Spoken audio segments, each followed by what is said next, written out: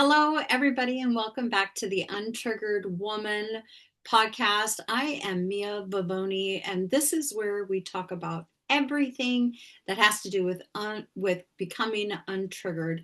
Not so much where we don't have experiences, but that these traumatic experiences no longer own our identities and our lives. And my very special guest today is my dear friend Vicki Poole.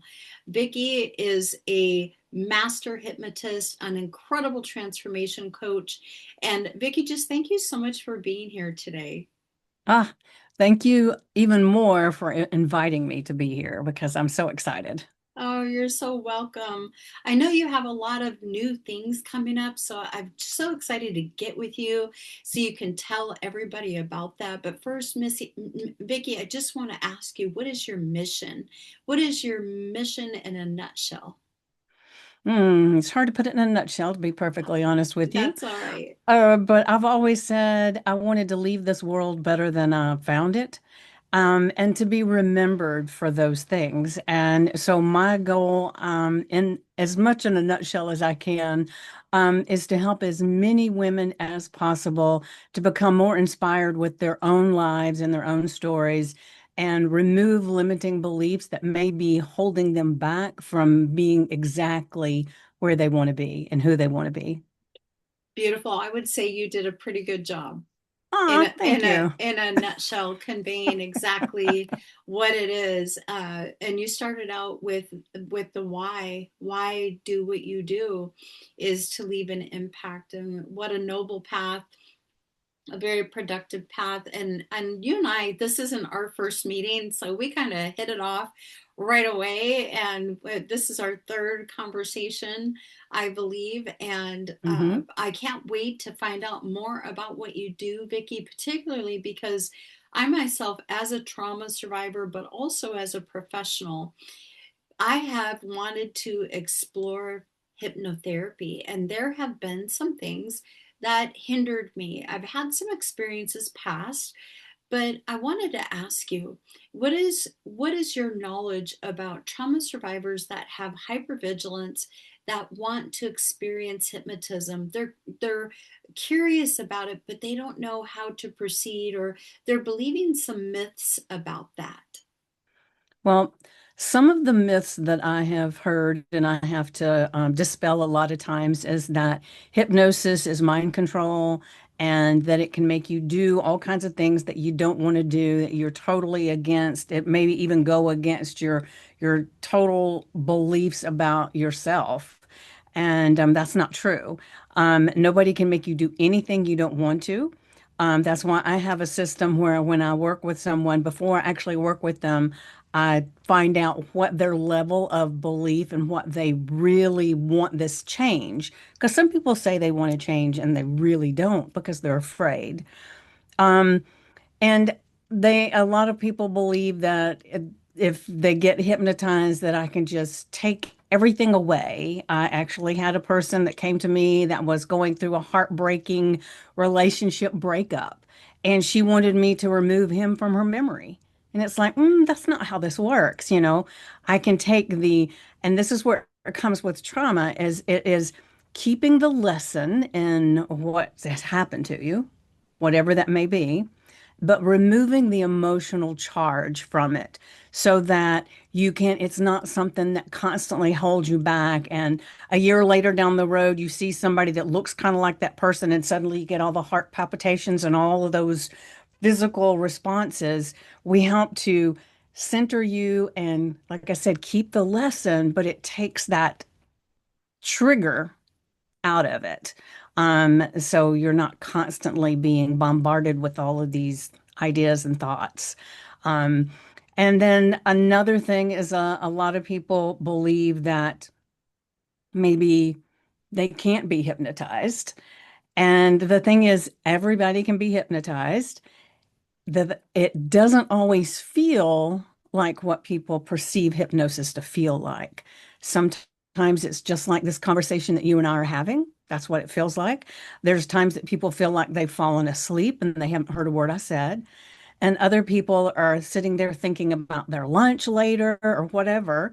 And then there are other people that just kind of feel like they're just kind of almost an out of body experience. So there's all different kinds of levels that you will feel, and everybody's different. But I will say, the more often you get hypnotized, the deeper you go. And so that's a beautiful thing because it can be a lot more relaxing. But actually, when you think about hypnosis, or what I used to think about hypnosis, I would think that we were just kind of relaxed and almost, limp and everything. But some people don't even feel relaxed through the whole process, but their subconscious mind is actually taking in the information and making the changes, even though they don't even feel relaxed. Fantastic job debunking some of the major myths about hypnotism. If I've ever put it and heard it put in such a clear way, you've absolutely done that, Vicki. Oh, So thank it's you. not invasive. Sure, it's Mm-mm. not intrusive. It from what you're saying, it may even be unnoticeable altogether.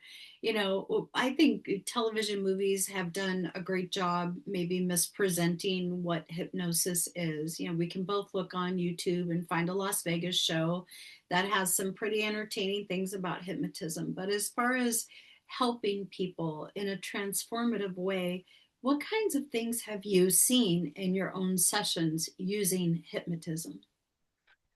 Well, I've had people that have been stuck in their careers and not able to even decipher where they wanted to go and what they wanted to do. And in hypnosis, we were able to pull out what their real deep desire was and give them the ability to make that change. Um, I've had a person that was a keynote speaker but could not go to networking events without hiding in the corner and sweating. She didn't want to talk to people if it wasn't rehearsed. And I worked with her, and now she's, not only is she still a keynote speaker, but she can speak anywhere. She can talk to people in line at the coffee shop. So it's a very different experience for her. Um, I had a gentleman just the other day that was in this place where he could not seem to make himself do the things that he needed to do. He was procrastinating and he just could not. He said he had a list of things to do, and as soon as he'd look at the list, then he would think of other things to do and he would just forget about it. Unless it was at the last minute, then he could pull up I got to do this, but he couldn't make himself do it in a timely manner. That is a really good point about habit change. I saw a lot of that reference on your beautiful new website, by the way. Oh, thank you. Thanks. Congratulations, including all of your brand colors for the enlightened peach with Vicky Poole. And there are so many things on there about the way to change habits using hypnotherapy.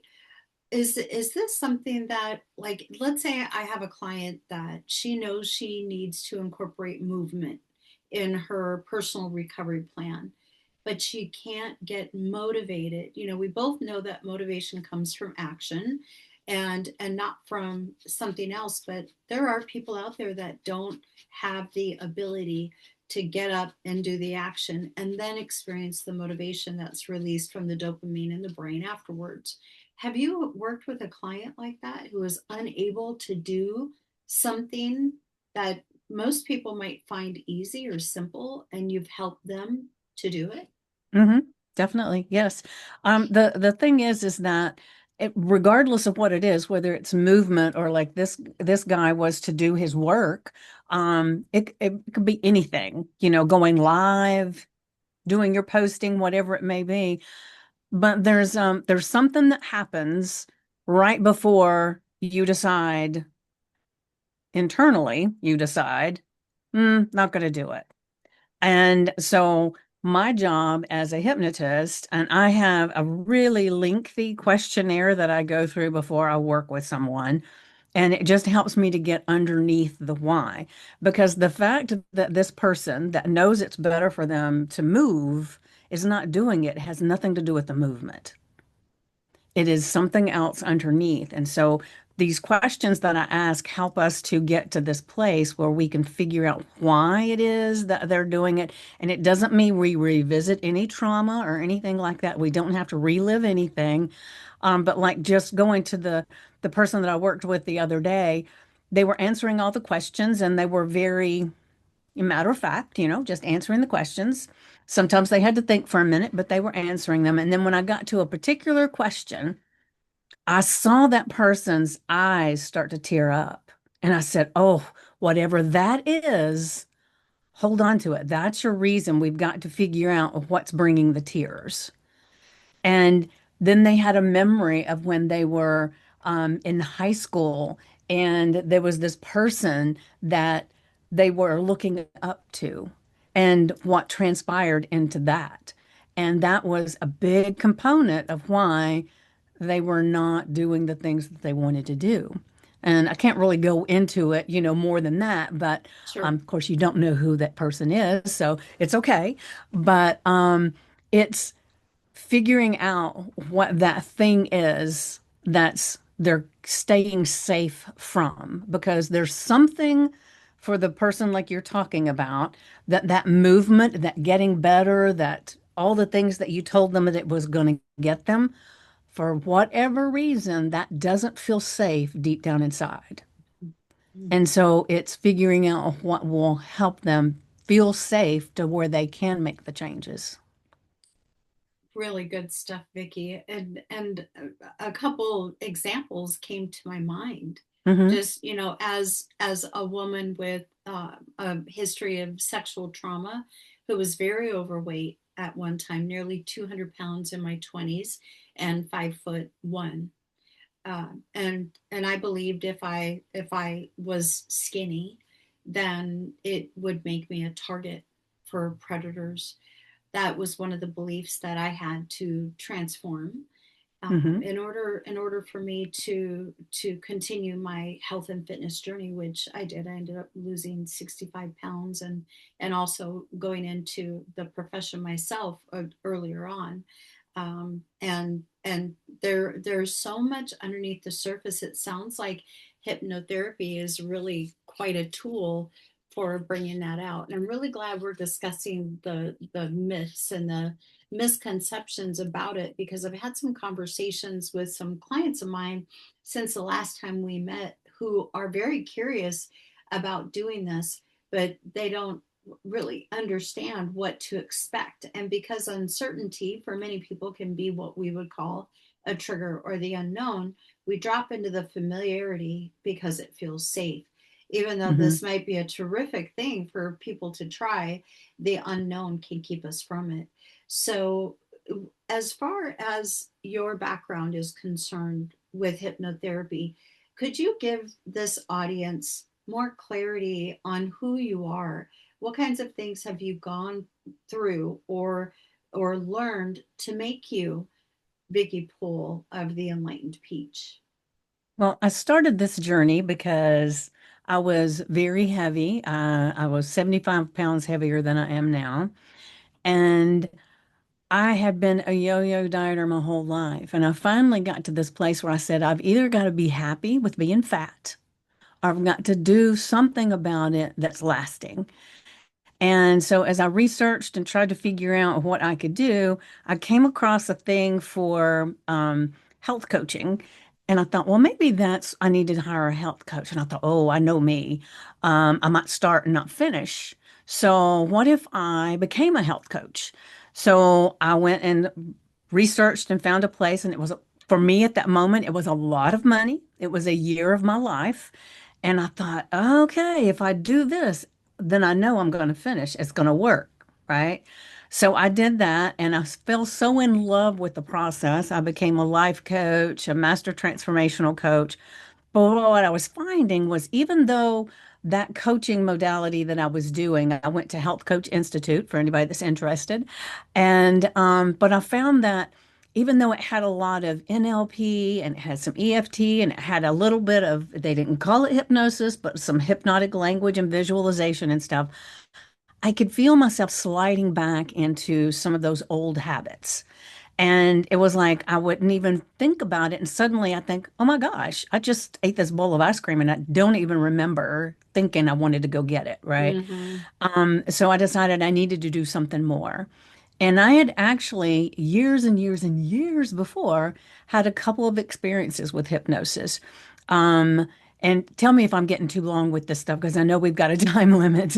You're just Um, fine, Vicki. Thank okay, you. okay. Yeah. But my first experience was to lose weight. I was married and I was quite heavy. And for my husband and I, it was a big contention between us. He wanted me to lose weight, and part of me was so stubborn I couldn't do it. So I know that sounds weird, but it's the truth. No, it is the And so truth. I and so I went and had hypnosis and I did okay with it, but what I do now and what I've learned is a lot different from what she did with me, but it did help for a bit. But then I was also on a cruise ship and they were asking for volunteers for this comedian hypnotist. And I volunteered to get up on the stage and do all this stuff. And part of it for me is because I consider myself an introvert extrovert. There's times I want to be out and loud and proud and everything. And then other times I want to sit in the back and I want to watch and I want to listen, but I don't want anybody to notice me. And so sometimes I'm looking for times that I can do something and feel like nobody's going to say anything about it later, if that makes sense. Mm-hmm. Um, so I did this stage hypnosis and it was amazing. It was fun. And the next day, people were coming up and talking to me, and I was all good with that because if I did anything stupid, I could say, well, I was hypnotized. Although I was in complete control the entire time about the hypnosis, to me, what it did on that stage was it took away my inhibitions, the thing that kept me from just being myself a lot of times. And not to get too off track, but I went to a spiritual retreat one time, just to give you a little, you and your audience, a little heads up on this. But I went to this spiritual retreat and I was the oldest person there. And I was kind of feeling a little, it feels weird because I'm this much older than everybody here and all these things. And I just decided I was just going to be me. I didn't know a soul when I got there or anything. So when they had drum circles, when they had stuff, I just danced. I just was me. I just carried myself and I had fun, right? And so we were all going on a hike. It was in Arizona. So we were going on a hike in Sedona.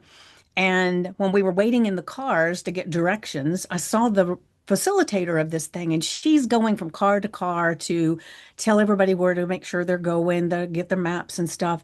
And she was just like, oh, she was just like flowing, and I was just in awe of her.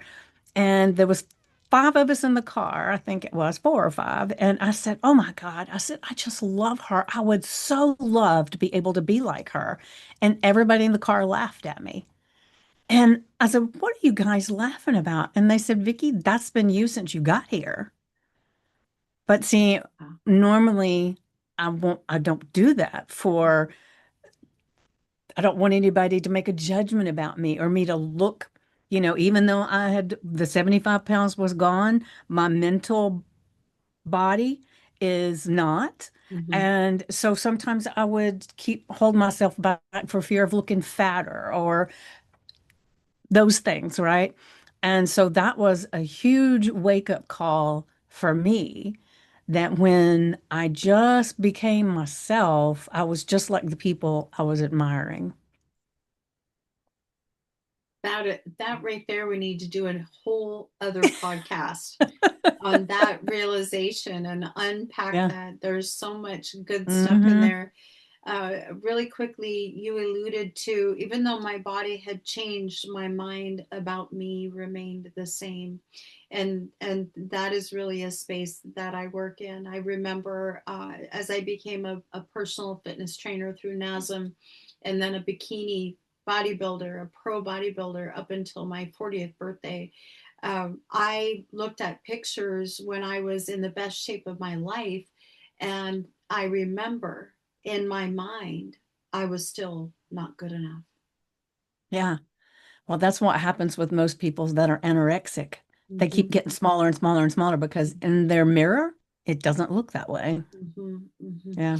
Absolutely right. And the perceptual part of the mind that's getting the information from the mirror, there's something with that, and not giving them an accurate representation or awareness of themselves, and that happens in trauma. Period, where we Yeah. have this thing that says some type of threat is happening right now, even though it may not be, and all that trauma needs to come forth as a response is similarity. And so that leaves us wide open at times unless we can increase our awareness. But I love talking about hypnotism as a possible, addition to, or complement, if you will, to other things, because it's starting. The more I talk to you, the more it sounds like it's just a few sessions and there's some movement. Is that You can true? have some major movement with one session, but Interesting. the thing that a lot of people don't understand or are not aware of is that what we work on today, we can really get that movement going to where it's not an issue. But when you do that, you uncover something else that starts raising its head and says, wait a minute, you thought you were good, but now you're not. And it's not that the first one didn't work, it was that it allowed something else that was staying underneath to come out so that you can actually take care of that as well. So it's like I always reference, and Shrek, Donkey says we're onions. Yeah. And so you peel the layers and there's another layer and there's another Mm-hmm. layer. Mm-hmm. And that's just the way things are. And, and I even talk to people about that in business. There's one of the phrases that I've heard for years that just grates my nerve about business, and it's the new level, new devil. And to me, that's a mental picture of, well, I don't want to succeed because look what could happen. So I rephrase that or reframe that as new level, new chance to make more changes. Because once you grow to a certain level, then you have the strength and the fortitude to keep going. You couldn't, if you tried to eradicate or do something with all of it at one time, um, parts of it wouldn't stick, if any of it would stick, because you would still have that inner voice that's saying, danger, danger, we can't do this. Mm-hmm. Terrific. Yes, isn't that how it is? The onion, the the Shrek donkey. Now I'm going to have to watch that movie. You've I, never seen it? I have, but I Oh, would but you love to just don't see it remember that again and part. again and again. Yes, I can't ever get tired of it. Yeah. Um, Yeah. the amazing things for you are coming up, Vicki, and I wanted to bring you on here to talk about those. On May 1st, you have a program, and then you also have a certification for hypnotists, for people to learn.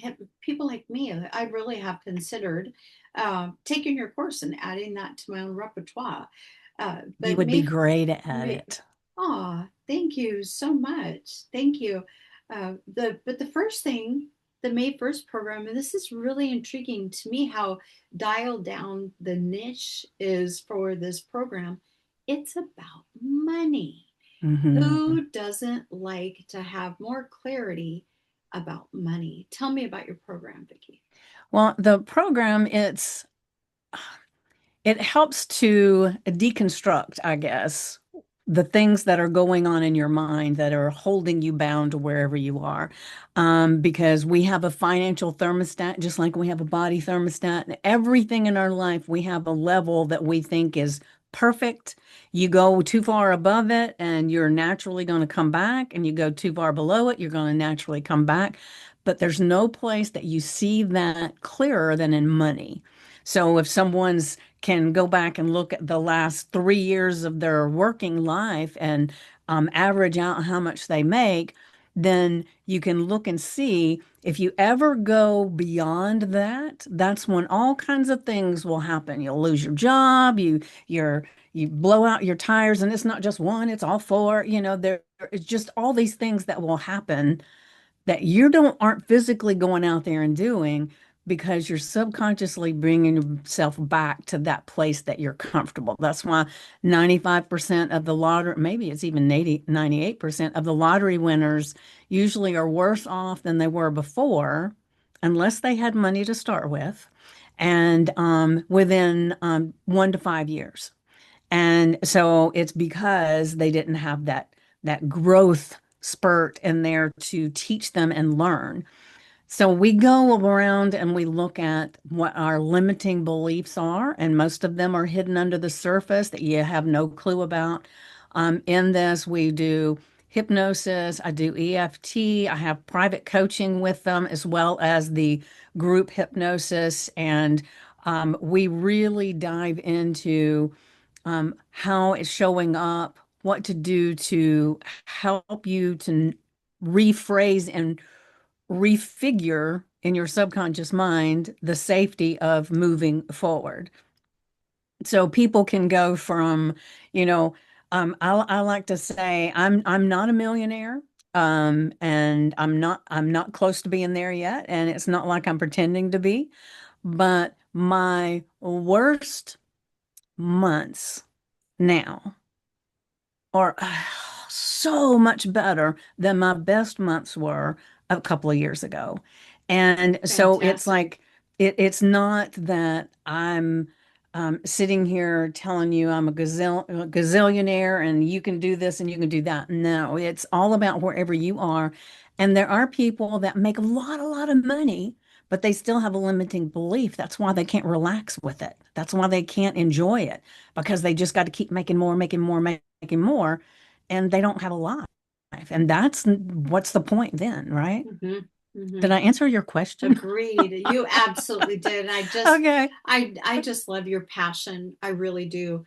This program on about money, Hmm. deconstructing limiting beliefs around money, is May 1st. Yes, and it's I'm called Rewrite Your Money Story. Rewrite Your Money Story. That's Yeah. fantastic. And that's on May 1st. Now, is this a certain amount of weeks? I think you said it was for 12.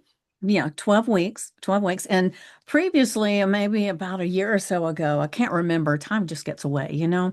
But I had this ex not the exact program, but the beginnings of it.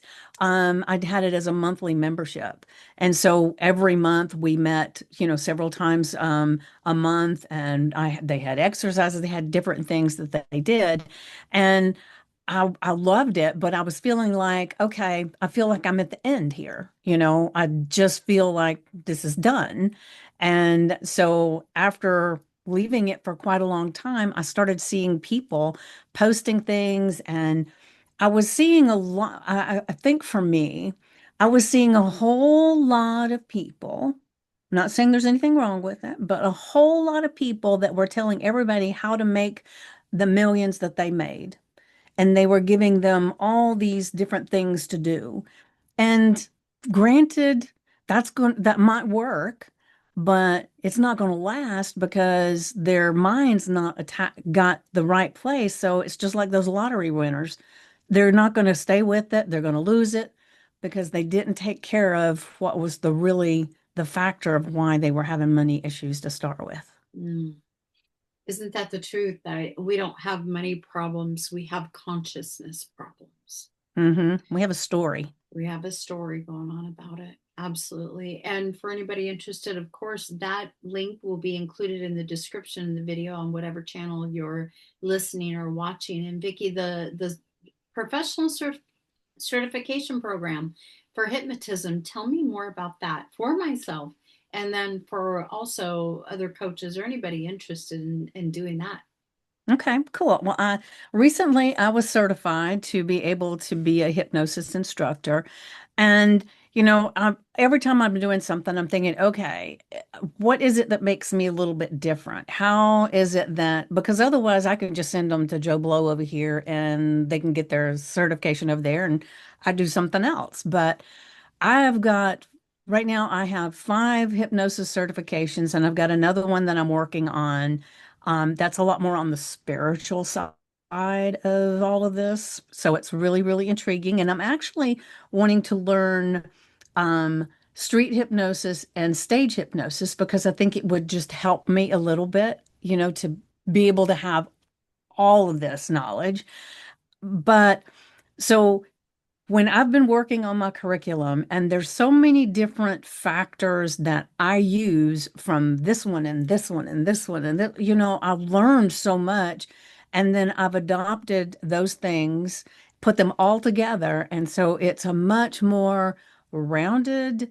Um, it's not, I don't think it would be over anybody's head. It just takes some diving in, and I'm just so excited about being able to share this because one of the reasons I decided to become an instructor was because I've had two people in the past 2 years. Now, that's 2 out of 2 years, is not that big a deal.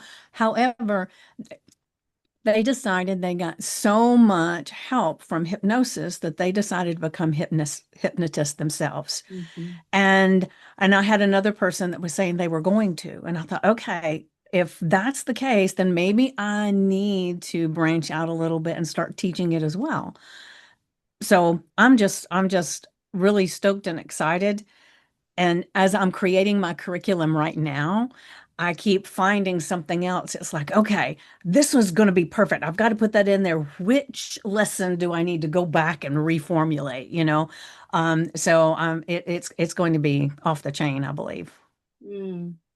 Off the chain. We like that around Yeah, here. That's yeah, for sure. yeah. The And once you get enthusiasm. finished, you are Yes. actually board certified hypnotist with 100 hours of content or of learning. Uh-huh. Yeah. That's a really important distinction. Yeah, because Is it's not is just a weekend that you've gone in 2 days and you're certified. right there. Yeah. For those who don't know, the supervised hours, if you will, the content hours is there as a stipulation to make sure they've had enough exposure, enough training, enough teaching, enough practical experience too, I'm sure. Mm-hmm. So that's really good. Thank you. Yes, that's definitely something I would like to get with you Okay. about, Vicki, and do. Perfect. And in closing, if you could give our audience today one piece of life advice from your own journey, from helping a client, from anything that you've learned, one piece, one takeaway today, what would that be from Vicki Poole of the Enlightened Peach? Well, what's coming up right now, and if you ask me this in 15 minutes, it'll probably be different. Yes. But what's coming up for me right now is a little bit about my newsletter that I just finished creating before I got on here. And it is that everybody has not only an internal thermostat, but they have a way that they work that's best. Some people are morning people, sometime afternoon, some are evening. But if you listen to most of the people that are gurus, I guess you'd say, and I'm doing that in air quotes for those that are Mm-hmm, listening, not mm-hmm. Yes, watching. she is. I can attest to that. But they will tell you, I get up at 4 o'clock in the morning, I get this done before this time, and then I'm doing this. And they'll give you all the list of all the things that they do to be successful. And then they imply, if they don't say it, they still imply that if you want to be successful, you have to follow their lead. And one of the things that I've learned, especially through hypnosis and everything, is that we all have our own way of intuitively of doing things. And so I know you said quickly, and I don't know how to do things quickly. So, It's all right. okay, okay. So about a year and a half ago, I had my human design, um, whatever reading, human design reading. I was thinking, what is it called? Yes, yes. Um, and when we did that, I actually had the lady as a guest on my podcast, and she did it on air. And I'm a manifester. But the funny thing is when she starts telling me about characteristics of a manifester and how to do my business as a manifester, I was doing that before, but I felt guilty for it because as a manifester, I work really good for these bursts. And then I just go take time off. I go for a walk, I'll go watch a TV show, I'll go listen to a book, or Hmm. I'll do something, and then I'll feel okay, and then I'll come back. But people made me feel, or let me rephrase that, they didn't make me feel, they implied that that was not how I was supposed to be as a business owner. And then I felt guilty for that. So I would constantly be, well, I can't take a break now because I got to make sure I get all these things done, which I would be depleted afterwards. And so it's figure out who you are and what really lights you up when you are lit up the most, what time of day, and then get somebody that, and I'm not saying it's me, but get somebody that can actually help you decide with where you are and where you want to be. What's the next best course with you in mind? Not just this little phrase over here. Anybody that is wanting to do this, this is what they do. And I think we've over time, we've kind of gotten almost like we're um, pigeonholed into this is what you think success will be. This is the only way you know how you can get there. And so I just feel like it's more fluid than that. Mm, I agree. I agree wholeheartedly. And what a great piece of advice, Vicki. Tailor it, make it your own, tailor it to yourself. And I shared that. I share that with you. I do things differently. A lot of people who might have to work around fluctuating energy resources. For instance, people that might label or accept themselves as neurodivergent or ADD, or even people with trauma can be classified as some neurodivergency, meaning I don't really operate like other people. I have the most energy in the morning. That is when I work out. That is when I have my best creative ideas after meditation. But as the day goes on, and when the sun falls, I start to want to relax. And there's been so many times where I've started a project, and the time is up for that project, and I have to go to the next thing or the next client, and I have kicked myself horribly for not coming back and finishing. And then sometime later I come back and finish. At least I know how to do that today. But maybe like you did, I felt guilty. I felt like there was something wrong with me because I went to this seminar or workshop or conference. Professional conferences are so famous for that kind of stuff. Mhm. And you have this binder, and you have to write all these KPIs, which is key performance indicators, and set all these goals that you're going to make so many phone calls in so many days. And there was so much information that it overwhelmed me, and I didn't start. hmm And I so even found go with ahead. my human design, one of the things that I have been, um, even when I was about to go to college, my grandmother said, I don't know why you won't finish, but I had never done anything that would imply that I wouldn't finish things. But as time went on, it was almost like a self-fulfilling prophecy. I didn't finish a lot of things. So I was thinking that was something wrong with me. But then come to find out, as a manifester, that's actually one of my talents and my gifts. I can see when something's run its course. Like I said, with um, that membership that I had, it was like, okay, Mm-hmm. I'm done, you know? Mm-hmm. And because it just felt like, well, that's the end of it. And afterwards, I kind of like, I don't know, should I have done that? But it's like I intuitively know this is the end of this. Doesn't mean I won't come back to it. So like I said, it's been at least a year since I did that membership. And now here I am creating this whole program and putting people into it. And so it's just interesting that that's one of the things that I thought was wrong with me. And it's Yeah. actually one of my gifts. Yeah, isn't Yeah. that beautiful? Yeah. Isn't that beautiful?